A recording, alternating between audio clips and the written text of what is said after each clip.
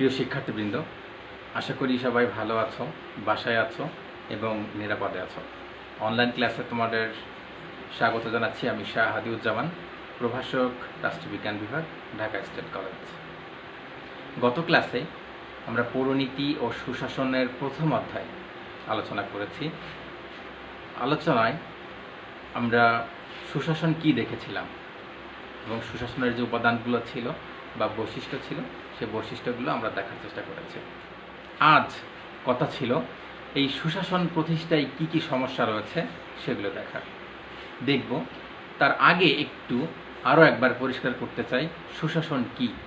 তোমরা জানো সুশাসনের ইংরেজি প্রতিশব্দ গুড গভর্নেন্স। এই গুড গভর্নেন্সটা কি আসলে? এই সুশাসন হচ্ছে একটা ভালো শাসন, দক্ষ শাসন এবং কার্যকরী একটা শাসন। অর্থাৎ যে ধরনের শাসন ব্যবস্থায় accountability, transparency, participation and rule of law থাকে, অর্থাৎ স্বচ্ছতা, জবাবদিহিতা, জনগণের অংশগ্রহণ এবং আইনের শাসন, যে ধরনের শাসন ব্যবস্থায় থাকে শুধুমাত্র সেই ধরনের শাসন ব্যবস্থাকে আমরা গুড গভর্নেন্স বা সুশাসন বলবো। এই চারটা উপাদানের উপরে আমরা বেশি গুরুত্ব দিয়েছি। এই বিশ্বব্যাংক যে ধারণা দিয়েছে সুশাসনের, তার ভিতরে মূল উপাদান চারটা। এই চারটা উপাদান আমি আবার বলছি: accountability, transparency, rule of law এবং পার্টিসিপেশন। এই চারটা উপাদান যদি কোনো শাসনে না থাকে, কোনোভাবেই সেটাকে আমরা সুশাসন বলবো না। সুতরাং কোনো দেশে সুশাসন প্রতিষ্ঠা হওয়ার অন্যতম প্রধান শর্ত হচ্ছে এই চারটা উপাদান। আশা করি বুঝতে পেরেছ। এরপরেও যদি কোনো কোশ্চেন থাকে আমাকে জানাবে। আজকে দেখব এই সুশাসন প্রতিষ্ঠায় কি কি বাধা আছে, কেন একটা দেশে সুশাসন প্রতিষ্ঠা হচ্ছে না, সেই সমস্যাগুলো কোথায়, খতিয়ে দেখার চেষ্টা করছে। আমরা যে চারটা উপাদানের কথা বললাম, সেই চারটা উপাদান তো আছেই। সেই চারটা উপাদানের অনুপস্থিতির পাশাপাশি আর কোন কোন উপাদান আছে? প্রথম যদি আমরা আলোচনা করতে যাই, আমরা দেখব করাপশন বা দুর্নীতি। একটা দেশের সুশাসন প্রতিষ্ঠায় সবচাইতে বড় বাধা হচ্ছে সে দেশের দুর্নীতি। কোনো দেশের রাষ্ট্র পরিচালনার সাথে যারা জড়িত আছেন, সেই সকল সদস্যবৃন্দ বা দেশের সরকারি, বেসরকারি, স্বায়ত্তশাসিত, আধা স্বায়ত্তশাসিত প্রতিষ্ঠানের কর্মকর্তা কর্মচারী যদি দুর্নীতির সাথে যুক্ত থাকে, তাহলে সেখানে কোনোভাবেই সুশাসন প্রতিষ্ঠা করা সম্ভব নয়। সুশাসন প্রতিষ্ঠার অন্যতম একটা শর্ত হচ্ছে দুর্নীতিমুক্ত একটি দেশ। অর্থাৎ যার ভিতরে দেশপ্রেম নেই, সেই শুধুমাত্র দুর্নীতির সাথে জড়িয়ে পড়ে। সুতরাং এই দুর্নীতি সুশাসন প্রতিষ্ঠার অন্যতম একটি বড় বাধা। এই বাধাকে অতিক্রম করলে সেখানে সুশাসন প্রতিষ্ঠা করা সম্ভব হবে। সুতরাং আমরা বলছি, যদি কোনো দেশে এই দুর্নীতি থাকে, তাহলে সেখানে কোনোভাবেই সুশাসন প্রতিষ্ঠা করা সম্ভব নয়, যেটা অন্যতম একটি বড় বাধা। এরপরে যদি আমরা আরেকটা কারণ দেখতে চাই, সেটা হচ্ছে নেপোটিজম বা স্বজনপ্রীতি। স্বজনপ্রীতি কি আমরা জানি? স্বজনপ্রীতি হচ্ছে আমার পরিচিত আত্মীয় স্বজন বা ভালো লাগার যে মানুষগুলো রয়েছে, তাদেরকে অতিরিক্ত যে ফ্যাসিলিটিস বা সুযোগ সুবিধাগুলো প্রদান করা হয়, সেটাকে ইংরেজিতে নেপোটিজম এবং বাংলায় বলে স্বজনপ্রীতি। অর্থাৎ পরিচিত ব্যক্তিবর্গ বা আত্মীয় স্বজন যারা রয়েছে, সেই সকল আত্মীয় স্বজনকে বেশি প্রাধান্য দেয়া, অর্থাৎ চাকরি বা কৃতে যে বেশি সুযোগ দেয়া হয় বা তাকে অতিরিক্ত যে সুযোগটা প্রদান করা হয়, তার যোগ্যতা না থাকার সত্ত্বেও যখন তাকে আমরা অতিরিক্ত সুযোগ সুবিধা প্রদান করছি, তখন তাকে আমরা বলছি নেপোটিজম বা স্বজনপ্রীতি। আমরা যদি দেখি সাম্প্রতিক সময়ে প্রশাসনিক ক্ষেত্রে সবচাইতে বেশি ক্ষতিকর যে জিনিসটা, সেটা হচ্ছে নেপোটিজম। অনেকের মেধা, যোগ্যতা, দক্ষতা থাকার সত্ত্বেও নিয়োগ পান না অনেক বড় বড় পদে। সেক্ষেত্রে যাদের অযোগ্য ব্যক্তিরা নিয়োগ পাচ্ছে প্রশাসনের ক্ষেত্রে, যার কারণে বাধা হয়ে দাঁড়াচ্ছে সুশাসন প্রতিষ্ঠায়। সুতরাং এই সুশাসন প্রতিষ্ঠার ক্ষেত্রে অন্যতম একটা বাধা হিসেবে আমরা এই নেপোটিজম বা স্বজনপ্রীতিকে চিহ্নিত করতে পারি। আইনের শাসনের অভাব, lack of rule of law. তোমরা জানো আইনের শাসন কি? আইনের শাসনের মূল কথা হচ্ছে আইনের চোখে সবাই সমান। জাতি, ধর্ম, বর্ণ নির্বিশেষে যখন আইন সবার ক্ষেত্রে সমানভাবে প্রযোজ্য হয়, তখন সেই ব্যবস্থাটাকে আমরা বলছি আইনের শাসন। অর্থাৎ আইন কারোর উপর বৈষম্য করে না। জাতি, ধর্ম, বর্ণ, ধনী গরিব নির্বিশেষে যখন সবাই সমানভাবে এই আইনের আওতাভুক্ত হয়, অর্থাৎ সবার জন্য সমানভাবে কার্যকর হয়, তখন তাকে আমরা বলছি আইনের শাসন। এখন বিষয় হচ্ছে এই আইনের শাসন একটা দেশে কতটুকু ইফেক্টিভ, কতটুকু আছে বা কতটুকু অভাব আছে। যদি মনে হয় আইন কারোর প্রতি পক্ষপাতিত্ব করে, প্রভাবশালী, বিত্তশালী বা রাজনৈতিক দলের প্রতি যদি কখনো আইন পক্ষপাতিত্ব করে, তবে সেখানে কোনোভাবেই সুশাসন গড়ে তোলা সম্ভব নয়। সুশাসন যদি গড়ে তুলতে হয়, তবে সেখানে অবশ্যই আইনের শাসন লাগবে, অর্থাৎ আইনের সমান দৃষ্টি সবার প্রতি থাকতে হবে। এটা না থাকার কারণেই সাম্প্রতিক সময়ে অধিকাংশ দেশেই সুশাসন প্রতিষ্ঠা সম্ভব হচ্ছে না, যার কারণে এটাকে আমরা অনেক বড় একটা সমস্যা হিসেবে দেখছি। বিচার বিভাগের স্বাধীনতার অভাব রয়েছে। আমরা জানি বিচার বিভাগ কি? সরকারের 3টা বিভাগ রয়েছে: নির্বাহী বিভাগ, শাসন বিভাগ এবং বিচার বিভাগ। 3টা বিভাগের উপর আলাদা আলাদা দায়িত্ব ভাগ করে দেওয়া আছে। এখন এই বিচার বিভাগ কতটুকু স্বাধীন?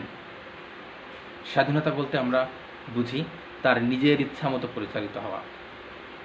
দেশের যে আইন বিচার বিভাগ রয়েছে, প্রচলিত বিধান অনুযায়ী অপরাধীর সাজা হওয়া আবশ্যক। সেখানে বিচার বিভাগ সব বিতর্কের ঊর্ধ্বে উঠে কতটুকু তার সঠিকভাবে সেই বিচার কার্য সম্পন্ন করতে পারে, সেটা হচ্ছে বিষয়। বিচার বিভাগ যদি প্রশ্নবিদ্ধ থাকে, তবে সেখানে কোনোভাবেই সুশাসন প্রতিষ্ঠা করা সম্ভব নয়। বিচার বিভাগ অন্য যে 2টো বিভাগ রয়েছে, অর্থাৎ নির্বাহী বিভাগ এবং আইন বিভাগের হস্তক্ষেপ মুক্ত থেকে যদি বিচার করতে পারে, তাহলে সেখানে সবার জন্য ন্যায় বিচার প্রতিষ্ঠা হবে। সুতরাং আমরা দেখি অধিকাংশ দেশেই বিচার বিভাগ পক্ষপাত দোষে পুষ্ট, যার কারণে সমস্যা হচ্ছে সেখানে সুশাসন প্রতিষ্ঠা হচ্ছে না। অনেক ক্ষেত্রে বড় বড় অপরাধী তাদের সাজার আওতায় আনা যাচ্ছে না রাজনৈতিক প্রভাবের কারণে। যদি এরকম অবস্থা একটা দেশে বিরাজ করে, সেখানে কোনোভাবেই সুশাসন প্রতিষ্ঠা করা সম্ভব নয়। সুতরাং বিচার বিভাগের যে স্বাধীনতাহীনতা, অর্থাৎ সেখানে তার যে স্বাধীনতা নেই, এটা সুশাসন প্রতিষ্ঠার অন্যতম একটি বড় বাধা হিসেবে আমরা দেখছি। রেড টেপিজম বা লাল ফিতার দৌরত্ব। তোমরা জানো লাল ফিতার দৌরত্ব কি? লাল ফিতা কি তোমাদের প্রথম বর্ষে যখন ছিলে তখন পড়িয়েছি। লাল ফিতার দৌরত্ব হচ্ছে প্রশাসনিক দীর্ঘসূত্রিতা, অর্থাৎ প্রশাসনিক কাজে যে দীর্ঘসূত্রিতা হয়, ডিলে হয়, বিলম্ব হয় বা দেরি হয়, সেটাকে আমরা বলছি লাল ফিতার দৌরত্ব বা রেড টেপিজম। প্রশাসনিক কাজকর্মে সাধারণত সরকারের বড় বড় আমলারা যুক্ত থাকে। আমরা যদি একটু ঘুরিয়ে বলতে চাই, এটাকে আমলাতান্ত্রিক জটিলতাও বলতে পারি। এই রেড টেপিজমের কারণে সঠিক সময়ে সঠিক কাজ সম্ভব হচ্ছে না। একটা ফাইল যদি আমরা দেখি, একটা অফিসে দিনের পর দিন আটকে থাকছে, সেখানে ঘুষ, সেখানে রাজনৈতিক প্রভাব, সেখানে যোগাযোগ ছাড়া সেই কাজটা সম্ভব হচ্ছে না। সুতরাং সেখানে অনেক বেশি সময় লেগে যাচ্ছে। যদি কোনো দেশের প্রশাসনে বা সরকার ব্যবস্থায় বা আমলাতন্ত্রে এই ধরনের ব্যবস্থা থাকে, অর্থাৎ রেড টেপিজম বা দীর্ঘসূত্রিতা, লাল ফিতার দৌরত্ব যদি থাকে, তবে সেখানে সুশাসন প্রতিষ্ঠায় বিলম্ব হতে পারে। সুতরাং এটা একটা বড় বাধা হিসেবে আমরা দেখছি। রাজনৈতিক অস্থিতিশীলতা, পলিটিক্যাল ইনস্টাবিলিটি। আমরা জানি একটা দেশের সুশাসন প্রতিষ্ঠার ক্ষেত্রে সবচাইতে বড় ভূমিকা রাখে রাজনৈতিক স্থিতিশীল পরিবেশ। অর্থাৎ সেখানে সুশাসন বিরাজ করতে হলে রাজনৈতিক স্থিতিশীলতা লাগে। অর্থাৎ সেখানে জ্বালাও পোড়াও, আন্দোলন, হরতাল, ভাঙচুর এরকম ধরনের অস্থিতিশীলতা যদি বিরাজ করে, তাহলে সেই দেশে কোনোভাবেই সুশাসন প্রতিষ্ঠা করা সম্ভব নয়। সুশাসন প্রতিষ্ঠা করতে হলে প্রথমত সেই দেশের রাজনৈতিক স্থিতিশীলতা লাগবে, অর্থাৎ পলিটিক্যাল স্টাবিলিটি দরকার হবে, যে সেখানে কোনো প্রকার সহিংস আন্দোলন হচ্ছে না, হরতাল হচ্ছে না। যতটুকু রাজনৈতিক কর্মকাণ্ড রয়েছে সেটা অবশ্যই শান্তিপূর্ণভাবে পালন হচ্ছে কিনা। সুতরাং একটা দেশের যে রাজনৈতিক অস্থিতিশীল যে পরিবেশটা রয়েছে, সেটা কোনো একটা দেশের সুশাসন প্রতিষ্ঠার ক্ষেত্রে অনেক বড় একটা বাধা। গণতান্ত্রিক মূল্যবোধের অভাব। আমরা জানি মূল্যবোধ কি? মূল্যবোধের ইংরেজি প্রতিশব্দ হচ্ছে ভ্যালুস, অর্থাৎ যে ভ্যালুস কি তোমরা আগেই জেনেছ, অর্থাৎ আমার নিজস্ব যে স্বকীয়তা রয়েছে, আমার যে লক্ষ্য উদ্দেশ্য যেটা আমাকে পরিচালিত করে তাকে আমরা বলছি মূল্যবোধ। লক্ষ্য, উদ্দেশ্য, আদর্শ যেগুলোর দ্বারা আমি প্রতিনিয়ত পরিচালিত হই, অর্থাৎ আমার বিবেককে নাড়া দেয়, সেটাকে আমরা বলছি মূল্যবোধ। এখন এই মূল্যবোধটা কতটুকু ডেমোক্রেটিক বা কতটুকু গণতান্ত্রিক, সেটা গণতান্ত্রিক কি, অর্থাৎ গণতন্ত্রের মূল কথা হচ্ছে জনগণের অংশগ্রহণ নিশ্চিত করা, সকলের মতামতের ভিত্তিতে একটা সরকার ব্যবস্থা গঠন করা, অর্থাৎ অধিকাংশ জনগণের যে শাসন সেটাকে আমরা বলছি ডেমোক্রেসি বা গণতন্ত্র। এই আমার যে টেন্ডেন্সি রয়েছে সেই টেন্ডেন্সি কতটুকু গণতান্ত্রিক, আমি গণতন্ত্রে বিশ্বাসী কিনা, আমি চাই কিনা যে সকল জনগণ অংশগ্রহণ করে একটা সরকার ব্যবস্থা গঠন করুক, অর্থাৎ আমার মন কি চায়, আমার মেন্টালিটি গণতান্ত্রিক পরিবেশ নিশ্চিত করার উপর সাপোর্ট করে কিনা, অর্থাৎ একটা মানুষের যে ভ্যালুস, যে লক্ষ্য উদ্দেশ্য বা যে সংকল্প রয়েছে, লক্ষ্য উদ্দেশ্য সংকল্প যেটা মানুষকে তাড়িত করে, সেটা কতটুকু গণতান্ত্রিক, অর্থাৎ সেটা গণতন্ত্র চাচ্ছে কিনা। সেটা কোনো দেশে যদি এই গণতান্ত্রিক মূল্যবোধের অর্থাৎ ডেমোক্রেটিক ভ্যালুসের অভাব থাকে, তাহলে সেই দেশে সুশাসন প্রতিষ্ঠা করা সম্ভব হবে না, অর্থাৎ সেক্ষেত্রে একটা বড় বাধা হয়ে দাঁড়াচ্ছে এই গণতান্ত্রিক মূল্যবোধের অভাব। এরপরে যদি দেখতে চাই স্থানীয় সরকার ব্যবস্থার দুর্বলতা রয়েছে। আমরা জানি লোকাল গভর্নমেন্ট দুই প্রকার, একটা হচ্ছে স্থানীয় স্বায়ত্তশাসিত সরকার আর একটা হচ্ছে স্থানীয় সরকার। এখন স্থানীয় যে সরকার ব্যবস্থা রয়েছে সেই সরকার ব্যবস্থার দুর্বলতা রয়েছে। সেখানে কি হচ্ছে, স্থানীয় সরকার হচ্ছে একটা নির্দিষ্ট এলাকায় সরকার কর্তৃক প্রেরিত বা মনোনীত কর্মকর্তার যে শাসন, অর্থাৎ ইওনো রয়েছেন সেখানে, অর্থাৎ একটা উপজেলা, সেই উপজেলাকে একটা জোনালে ভাগ করে দেওয়া হয়েছে, সেখানে সরকার কর্তৃক মনোনীত একজন কর্মকর্তা রয়েছেন যাকে আমরা বলছি ইউএনও, অর্থাৎ উপজেলা নির্বাহী অফিসার। আবার এটা হচ্ছে স্থানীয় সরকার, অর্থাৎ স্থানীয় পর্যায়ে সরকার কর্তৃক মনোনীত কর্মকর্তার যে শাসন, এটা অনেকটা ডিসেন্ট্রালাইজেশনের অংশ, অর্থাৎ কেন্দ্রীয়ভাবে সরকারকে একটা দেশ কেন্দ্র থেকে পরিচালনা করা সম্ভব হয় না, যার কারণে ক্ষমতাগুলো ভাগ করে দেওয়া হয়, বিভাগ, জেলা, উপজেলা। এই আলোচনা আমরা আরও পরে যাব। এখন এই স্থানীয় সরকার আরেকটা রয়েছে স্থানীয় স্বায়ত্তশাসিত সরকার বা লোকাল সেলফ গভর্নমেন্ট। এটা হচ্ছে স্থানীয় জনসাধারণ যারা রয়েছে সেই জনসাধারণের সরাসরি ভোটে নির্বাচিত প্রতিনিধিদের যে শাসন, সেটাকে আমরা বলছি স্থানীয় স্বায়ত্তশাসিত সরকার। সেটা কারা, সেখানে রয়েছে উপজেলা চেয়ারম্যান, ভাইস চেয়ারম্যান বা ইউনিয়ন পরিষদের যে চেয়ারম্যান রয়েছে সেগুলোকে আমরা বলছি স্থানীয় স্বায়ত্তশাসিত সরকার। এখন বিষয় হচ্ছে, আমরা বললাম স্থানীয় সরকার ব্যবস্থার দুর্বলতা, সেই দুর্বলতাটা কোথায়? একটা উপজেলাতে উপজেলা চেয়ারম্যান রাজনৈতিক অংশ এবং ইওনো রয়েছেন অরাজনৈতিক অংশ। এই দুইজনের ভিতরে কনফ্লিক্ট রয়েছে। রাজনৈতিক প্রভাবের কারণে অনেক সময় ইওনো তার কাজে ব্যাহত হয়, তার কাছ থেকে দূরে সরে আসতে হয়, সেখানে রাজনৈতিক প্রভাব খাটানোর চেষ্টা করা হচ্ছে।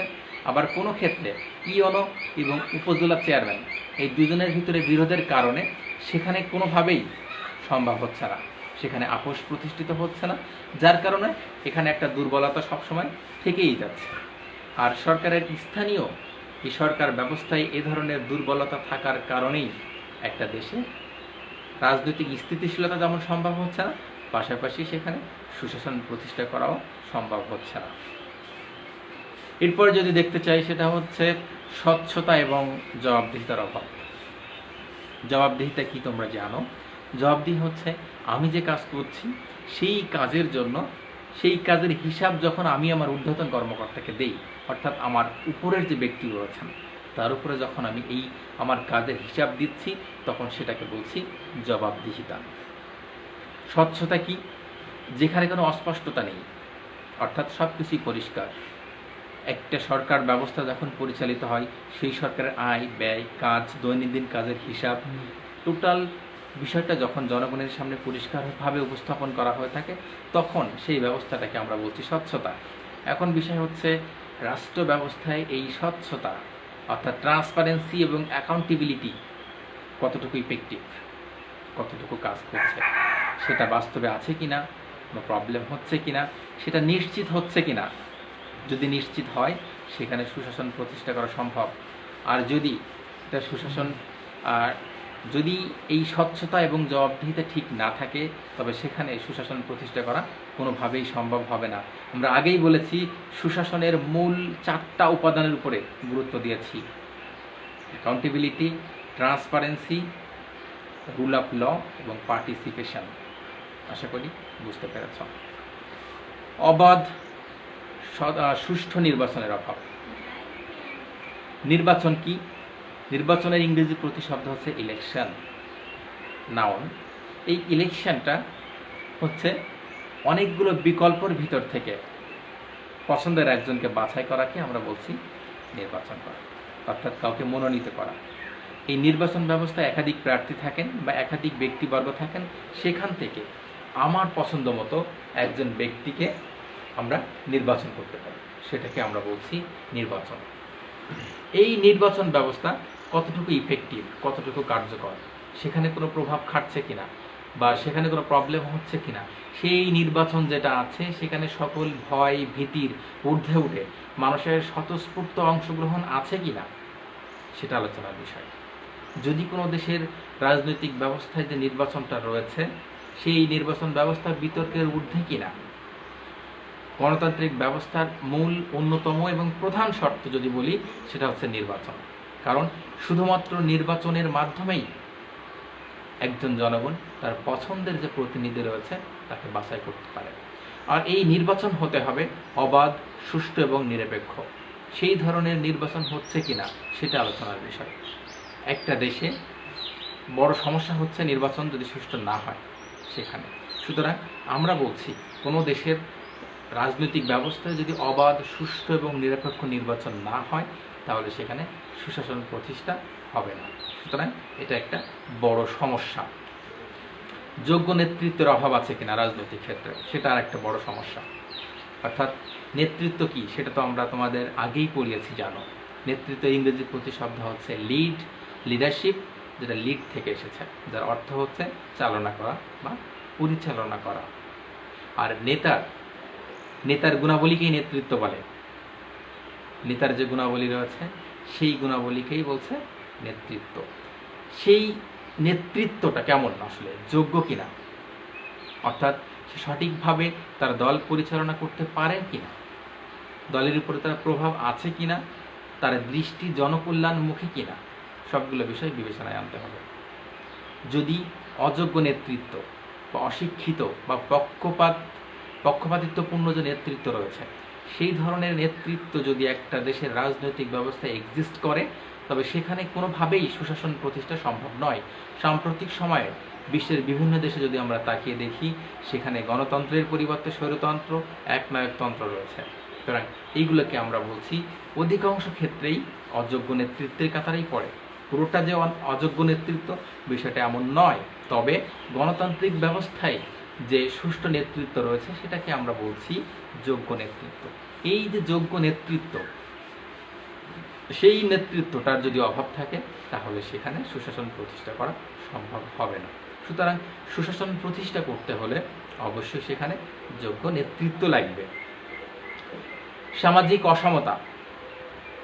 আমরা যেখানে বসবাস করি সেটা হচ্ছে সমাজ। কয়েকটা পরিবার নিয়ে একটা সমাজ গঠিত হয়। এই সমাজ হচ্ছে মানুষের সবচাইতে আদি প্রতিষ্ঠান, যেখানে মানুষ রাষ্ট্র সৃষ্টি হওয়ার আগের থেকেই বসবাস করে আসছে। সেই সামাজিক সমতা কতটুকু, সেখানে ধনী গরিবের বৈষম্য আছে কিনা, সেখানে যারা উঁচু শ্রেণী বা নিচু শ্রেণীর ভিতরে কোনো ভেদাভেদ আছে কিনা, যদি এই ধরনের জাতি, ধর্ম, বর্ণ নির্বিশেষে অসমতা বিরাজমান থাকে তবে সেখানে সুশাসন প্রতিষ্ঠা সম্ভব নয়। সুতরাং যদি কোনো রাজনৈতিক ব্যবস্থায় একটা দেশে যারা বসবাস করে সবাই তো সেই রাষ্ট্রের নাগরিক, সেই নাগরিক অর্থাৎ সমাজে যারা বসবাস করে সেখানে কোনো অসমতা বিরাজ করতে পারবে না। যদি সেখানে অসমতা বিরাজ করে তবে সেটাকে আমরা বলছি সুশাসন প্রতিষ্ঠার পথে অন্তরায়। কারণ দেশে প্রত্যেকটা নাগরিকের ভূমিকা রয়েছে। সেই নাগরিকের যদি অসমতা থাকে, তার মতামতের প্রাধান্য না থাকে, আমরা যদি জনমতকে প্রাধান্য না দেই, তার সার্বিক বিষয়ের যদি আমরা মূল্যায়ন না করি, তার মেধার যদি মূল্যায়ন আমরা না করতে পারি, তবে সেখানে সুশাসন প্রতিষ্ঠা সম্ভব নয়। সুতরাং সামাজিক যে অসমতা রয়েছে, সেই অসমতাটাও একটা বড় সমস্যা। নারী শিক্ষার অভাব আছে কিনা আমরা জানি। সাম্প্রতিক সময়ে গণপ্রজাতন্ত্রী বাংলাদেশ সরকারের মাননীয় প্রধানমন্ত্রী নারী শিক্ষার উপরে বা নারীর ক্ষমতায়নের উপরে অধিক জোর দিয়েছেন, যেটা আমরা বলছি সুশাসনের পথে অনেকটা সহায়ক। এখন এই নারী শিক্ষায় কতটুকু সরকার ফ্যাসিলিটিস দিচ্ছে, নারী শিক্ষার অভাব যদি থাকে কোনো শাসন ব্যবস্থায়, তবে সেই ধরনের শাসন ব্যবস্থাকে আমরা অর্থাৎ সেই ধরনের শাসন ব্যবস্থায় সুশাসন প্রতিষ্ঠা হবে না। অর্থাৎ যদি কোনো রাষ্ট্রে বা কোনো দেশে সুশাসন প্রতিষ্ঠা করতে চাই, তবে সেখানে পুরুষের পাশাপাশি নারীর অংশগ্রহণের যেমন সুযোগ দিতে হবে, পাশাপাশি নারী শিক্ষার বিকাশ ঘটাতে হবে, নারীকে পর্যাপ্ত শিক্ষার সুযোগ সুবিধা দিতে হবে। সেই নারী যাতে যথাযথভাবে শিক্ষার যে পরিবেশ রয়েছে, সেই শিক্ষা যেন গ্রহণ করতে পারে, সেই সার্বিক ফ্যাসিলিটিস যদি আমরা দিতে পারি, তবে সেখানে শুধুমাত্র সুশাসন প্রতিষ্ঠা সম্ভব হবে। সুতরাং আমরা বলছি, কোনো রাষ্ট্রে যদি এই নারী শিক্ষার অভাব থাকে বা নারী শিক্ষার বিস্তারে যদি কোনো কার্যকরী পদক্ষেপ না থাকে, সেটা সুশাসনের একটা বড় সমস্যা। অর্থাৎ সেখানে সুশাসন প্রতিষ্ঠা হচ্ছে না। এটা আমরা অনেক বড় একটা সমস্যা হিসেবে দেখছি। কারণ আমরা বলেছি, বিশ্বে যা কিছু মহান চিরকল্যাণকর, অর্ধেক তার আনিয়েছে নারী, অর্ধেক তার নর। সভ্যতার উন্নয়নে নারী এবং পুরুষের অংশগ্রহণ এবং তাদের মেধার মূল্যায়ন কিন্তু কোনোভাবেই কম নয়। সুতরাং এই নারী এবং পুরুষকে যখন পাশাপাশি অবস্থান করানো যাবে, শুধুমাত্র তখনই সেখানে সুশাসন প্রতিষ্ঠা হবে। আর যত সময় এটা হচ্ছে না, সেটাকে আমরা বড় একটা সমস্যা হিসেবে ধরে নিয়েছি। নিয়ন্ত্রিত গণমাধ্যম, আমরা জানি গণমাধ্যম কি, একটা দেশের যে প্রচার মাধ্যমগুলো রয়েছে, রেডিও, টেলিভিশন, প্রেস মিডিয়া অর্থাৎ সংবাদপত্র, তারা কতটুকু স্বাধীন, তাদেরকে কন্ট্রোল করা হচ্ছে কিনা, সরকার যদি তার নিজের ইচ্ছা মতো কোনো রাষ্ট্র ব্যবস্থা পরিচালিত করতে চায়, তবে সেটা তারা প্রকাশ করতে পারছে কিনা, অর্থাৎ প্রকাশ করে কিনা। এটা হচ্ছে, যদি স্বাধীনভাবে গণমাধ্যম তার যে সরকারি বা বেসরকারি বা রাজনৈতিক প্রভাবশালী ব্যক্তিবর্গ বা টোটাল যে সিস্টেমের যে নিউজগুলো রয়েছে, সেগুলো যদি প্রকাশ করতে পারে, তখন আমরা বলছি গণমাধ্যমের স্বাধীনতা। বা সরকার এই গণমাধ্যমকে নিয়ন্ত্রণ করছে না, বা কোনো বিশেষ একটি গোষ্ঠী বা রাজনৈতিক একটা গোষ্ঠী বা প্রভাবশালী একটি গোষ্ঠী এই গণমাধ্যমকে নিয়ন্ত্রণ করে কিনা। That's fact. যদি নিয়ন্ত্রণ করে, অর্থাৎ এটার উপর প্রভাব খাটায়, সেক্ষেত্রে সেখানে সুশাসন প্রতিষ্ঠা সম্ভব হবে না। কারণ সুশাসন যে পূর্ব শর্তগুলো রয়েছে, সেখানে রয়েছে ফ্রি মিডিয়া, অর্থাৎ এই যে মিডিয়ার স্বাধীনতা রয়েছে, তাদেরকে সঠিকভাবে যথাসময়ে সঠিক নিউজটা প্রচার করার অধিকার থাকতে হবে। যদি এমন হয় যে রাজনৈতিক প্রভাব প্রতিপত্তির কারণে কোনো মিডিয়াকে হুমকি ধামকি বা সরকারের বিরুদ্ধে কোনো কিছু লেখালেখি করলে তাকে বন্ধ করে দেওয়া হয়, তবে সেইটা হচ্ছে সুশাসনের জন্য হুমকি স্বরূপ। অর্থাৎ সেখানকার গণমাধ্যম স্বাধীন নয়, সেটা কন্ট্রোলড, অর্থাৎ সেটা নিয়ন্ত্রিত গণমাধ্যম। আর এই নিয়ন্ত্রিত গণমাধ্যম যদি হয়, তবে সেখানে সুশাসন প্রতিষ্ঠা করা সম্ভব নয়। ক্ষমতার ভারসাম্যহীনতা, অর্থাৎ আমরা বলেছি সরকারের 3টা বিভাগ আছে, এক্সিকিউটিভ, লেজিসলেচার অ্যান্ড জুডিশিয়ারি। সরকারের এই 3টা বিভাগের আলাদা আলাদা ক্ষমতা রয়েছে, আমরা জানি। সেই 3টা ক্ষমতা কেউ কাউকে হস্তক্ষেপ করে না, সেটাও আমরা জানি। এখন বিষয় হচ্ছে, এই 3টা যে বিভাগ রয়েছে, সেই 3টা বিভাগের ক্ষমতার ব্যালেন্স কতটুকু। অর্থাৎ একটা বিভাগ অনেক বেশি পরিমাণ ক্ষমতার বা পাওয়ার এক্সারসাইজ করছে না তো, দ্যাটস ফ্যাক্ট। যদি করে থাকে, তবে সেখানে সুশাসন প্রতিষ্ঠা সম্ভব নয়। সরকারের যে 3টা বিভাগ রয়েছে, অর্থাৎ এক্সিকিউটিভ, লেজিসলেচার অ্যান্ড জুডিশিয়ারি, সেই 3টা বিভাগ কতটুকু স্বাধীন এবং তাদের ভিতরে ক্ষমতার ব্যালেন্স আছে কিনা, অর্থাৎ ঠিক মতো ব্যালেন্স করতে পারছে কিনা। যদি না পারে সেটা সুশাসনের জন্য বড় হুমকি। অর্থাৎ সুশাসন প্রতিষ্ঠা করতে হলে সেখানে অবশ্যই ক্ষমতার ব্যালেন্স লাগবে। আমরা দেখি বিশ্বের অধিকাংশ দেশেই হয়তো শাসন বিভাগের অনেক বেশি ক্ষমতা। মার্কিন যুক্তরাষ্ট্রের যে পার্লামেন্ট রয়েছে, অর্থাৎ মার্কিন যুক্তরাষ্ট্রের যে আইনসভা নাম কংগ্রেসে যদি দেখি সেখানে ব্যালেন্স অফ পাওয়ার রয়েছে, অর্থাৎ 3টা বিভাগের সাথেই 3টা বিভাগ কানেক্টেড, একটার সাথে একটা চরমভাবে নির্ভরশীল। সেখানে ক্ষমতা মানে একটা বিভাগের অধিক ক্ষমতা এক্সারসাইজ করার কোনো সুযোগ সেখানে নেই। সেখানে নির্বাহী বিভাগের সাথে আইন বিভাগের সম্পর্ক রয়েছে, আইন বিভাগের উপর বিচার বিভাগের ডিপেন্ডেন্ট রয়েছে। আমাদের দক্ষিণ এশিয়ার যে দেশগুলো দেখি সেই দেশগুলোতে, অর্থাৎ সাউথ এশিয়ার যে দেশগুলো রয়েছে সেখানে কিছুটা প্রবলেম রয়েছে। সেগুলো আরও বিস্তারিত তোমরা যখন পরবর্তীতে পড়বে তখন বুঝতে পারবে। সেখানে কিছুটা ক্ষমতার ভারসাম্যহীনতা রয়েছে, যার কারণে সম্ভব হচ্ছে না সেখানে সুশাসন প্রতিষ্ঠা হওয়া। সুতরাং একটা দেশে সুশাসন প্রতিষ্ঠা হওয়ার অনেক বড় একটা সমস্যা হচ্ছে ক্ষমতার ভারসাম্যহীনতা। আশা করি সেটা বুঝতে পেরেছ। কর্তৃত্ববাদী শাসন ব্যবস্থা, অর্থাৎ একটা দেশের সরকার জনগণকে শাসন করে, কারণ সেই দেশের শান্তি শৃঙ্খলা এবং তাদের জনকল্যাণের জন্যই। অর্থাৎ মানুষ, যে আমরা আগেই বলেছি, অনিয়ন্ত্রিত জনসংখ্যা বিশৃঙ্খলার নামান্তর। অর্থাৎ তাদেরকে যদি শৃঙ্খল না করা যায় তবে সেখানে উন্নয়ন যেমন সম্ভব নয়, সুশাসন প্রতিষ্ঠা করাও সম্ভব নয়। এখন বিষয় হচ্ছে যে সরকারের কর্তৃত্ববাদী মনোভাবটা কি। কর্তৃত্ববাদীটা হচ্ছে আমার যে ইচ্ছা রয়েছে সেই ইচ্ছা আরেকজনের উপর চাপিয়ে দেওয়া। তার সক্ষমতা নেই, অর্থাৎ সে পারে না, একটা বিষয় পারছে না, তারপরেও আমি যখন আমার ইচ্ছাটাকে তার উপর চাপিয়ে দিয়ে সেটা বাস্তবায়ন করার চেষ্টা করে যাচ্ছি, সেটাকে আমরা বলছি কর্তৃত্ববাদী মনোভাব। অর্থাৎ সেখানে তার সক্ষমতার বাইরে আমি আমার ইচ্ছা চাপিয়ে দিয়ে যখন বাস্তবায়নের চেষ্টা করে যাচ্ছি, তখন সেই ব্যবস্থাটাকে আমরা বলছি কর্তৃত্ববাদী শাসন ব্যবস্থা। এখন বিষয় হচ্ছে একটা দেশের সরকার কর্তৃত্ববাদী কিনা, অর্থাৎ জনগণের মতামতের প্রাধান্য দিচ্ছে কিনা, বা সেখানে সরকারের ইচ্ছা বাস্তবায়ন করতে চাইছে না তো, অর্থাৎ সরকার যেটা চাচ্ছে সেটাই হচ্ছে কিনা, জনগণের ক্যাপাসিটি কত। এই বিষয়গুলো সুশাসনের একটা বড় বিষয়। জনগণের মতামতের প্রাধান্য না দিয়ে যদি সরকার তার নিজের ইচ্ছা আরেকজনের উপর চাপিয়ে দিতে চায়, সেই ধরনের শাসন ব্যবস্থাকে আমরা বলছি কর্তৃত্ববাদী শাসন ব্যবস্থা।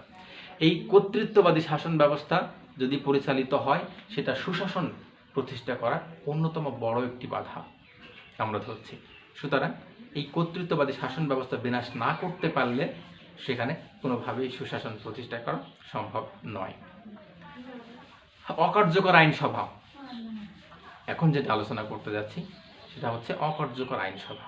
প্রত্যেকটা দেশের একটা আইনসভা রয়েছে, তোমরা জানো। সেই আইনসভার এক এক দেশে এক এক রকম নামও রয়েছে। বাংলাদেশে যেমন আইনসভার নাম পার্লামেন্ট, মার্কিন যুক্তরাষ্ট্রে কংগ্রেস, পাকিস্তানে কংগ্রেস, ভারতে পার্লামেন্ট, জাপানে ডায়েট, ইসরায়েলের নেসেট। এরকম ধরনের এক এক দেশে এক একটা নাম রয়েছে। যেই নামে হোক সবগুলোই সেই দেশের আইনসভা। এখন বিষয় হচ্ছে এই আইনসভা কতটুকু কার্যকর বা ইফেক্টিভ কিনা। আমরা গত ক্লাসে বলেছিলাম আইনসভার কার্যকর করার জন্য দুটো দল, অর্থাৎ সরকারি এবং বিরোধী দল সমান অংশগ্রহণ থাকা চাই। সেখানে একাধিক বিরোধী দলও থাকতে পারে, আবার একটাও বিরোধী দল থাকতে পারে, অনেক সময় কোয়ালিশন গভর্নমেন্টও থাকতে পারে। তবে যাই হোক না কেন আইনসভাকে হতে হবে কার্যকর। এখন বিষয় হচ্ছে যে একটা দেশের আইনসভা কতটুকু কার্যকর, সেখানে বিরোধী দল যারা আছে তাদের অংশগ্রহণ কতটুকু, বা অন্য অন্য যে দল রয়েছে সেই সকল দল রাজনৈতিক কর্মকাণ্ডে সমানভাবে অংশগ্রহণ করতে পারছে কিনা। আমরা বলছি বিরোধী দলকে শ্যাডো গভর্নমেন্ট বা ছায়া সরকার। সরকারের সঠিক যে সমালোচনা রয়েছে সেই সমালোচনা এবং ভুল ত্রুটি ধরিয়ে দিয়ে শুধুমাত্র একটা সরকারকে সঠিকভাবে সঠিক দিক নির্দেশনা দিতে পারে বিরোধী দল। সুতরাং একটা দেশের আইনসভায় বিরোধী দলের ভূমিকা কোনো অংশেই হেয় করার নয়। এখন বিষয় হচ্ছে যে এই আইনসভা যদি আমরা কার্যকর করতে চাই, সেখানে বিরোধী দলের সবার অংশগ্রহণ নিশ্চিত করতে হবে। অন্য অন্য যে রাজনৈতিক দলগুলো রয়েছে সেই রাজনৈতিক দলের রাজনৈতিকভাবে অংশগ্রহণ, তাদের কথা বলার সুযোগ দিতে হবে, তাদের যে সুষ্ঠু যে কার্যাবলী রয়েছে সেই কার্যাবলী যাতে সঠিকভাবে পরিবেশন করতে পারে, আইনসভাকে অর্থাৎ সরকারি দলের অন্যতম এবং প্রধান দায়িত্ব হচ্ছে সেটা নিশ্চিত করা। যদি সেটা করতে পারি তবে সেখানে সেই আইনসভাকে কার্যকর করা সম্ভব। আর অকার্যকর আইনসভা যদি থাকে তবে সেখানে কোনোভাবেই সুশাসন প্রতিষ্ঠা করা সম্ভব নয়। তথ্য অধিকার আইনের দুর্বল বাস্তবায়ন। একটা দেশে যে তথ্য অধিকার আইন রয়েছে তোমরা জানো, বাংলাদেশে যে তথ্য অধিকার আইন রয়েছে তোমরা জানো, সেই তথ্য অধিকার আইন শুধু বাংলাদেশ নয়, যে দেশগুলো রয়েছে সেই দেশগুলোতে তথ্য অধিকার যে আইন সেটা কতটুকু কার্যকর। যদি একটা দেশের এই আইন, তথ্য অধিকার যে আইন রয়েছে সেইটা যদি সঠিকভাবে কার্যকর না হয় তাহলে সেখানে সুশাসন প্রতিষ্ঠা করা সম্ভব হবে না। সুতরাং সেখানে যদি কোনো তথ্য হাইড থাকে বা আমি যদি আমার স্বাধীন মতো আমার মত প্রকাশ করতে না পারি, বা সেখানে যদি তথ্যের সীমাবদ্ধতা থাকে, সরকারের যে তথ্য রয়েছে, অর্থাৎ আমরা গভর্নেন্স তোমাদেরকে পড়াবো, ইলেকট্রনিক গভর্নেন্স, যেখানে বলছি যে সরকারি তথ্য ও সেবা জনগণের দ্বারগোড়ায় পৌঁছানো ইলেকট্রনিক মিডিয়ার মাধ্যমে, সেটাকে আমরা বলছি গভর্নেন্স। এই গভর্নেন্স বিস্তারিত আলোচনা পরে যাচ্ছি। এখানে কোনো প্রবলেম আছে কি না, যদি একটা সরকারের গভর্নেন্স প্রতিষ্ঠায় বাধা থাকে তবে সেখানে সুশাসন প্রতিষ্ঠা করা সম্ভব নয়। আশা করি বুঝতে পেরেছ। এতক্ষণ যে বিষয়গুলো আমরা আলোচনা করেছি সেটা সুশাসনের কিছুটা ধারণা দিয়েছি, এবং এই সুশাসন প্রতিষ্ঠার পেছনে বাধাগুলো কি, অর্থাৎ কেন সুশাসন প্রতিষ্ঠা হচ্ছে না।